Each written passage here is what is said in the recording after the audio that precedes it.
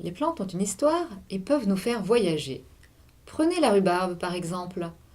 Vous imaginez peut-être qu'il s'agit d'une plante banale, aux grosses feuilles, qui pousse dans nos potagers depuis des siècles et tout juste bonne à faire des tartes. Erreur. La rhubarbe vient du fin fond de la Chine et des contreforts du Tibet. Elle a voyagé à travers la Sibérie et me rappelle un immense naturaliste, Simon Pallas, envoyé par l'impératrice Catherine II en exploration dans les coins les plus reculés de la Russie. Et la pivoine. Il en existe de nombreuses variétés, mais celle qui m'intéresse est une pivoine découverte en Chine par un botaniste un peu extravagant nommé Joseph Rock. Un personnage un peu rock'n'roll qui découvrit cette fleur sur la terrasse d'un prince pas très commode.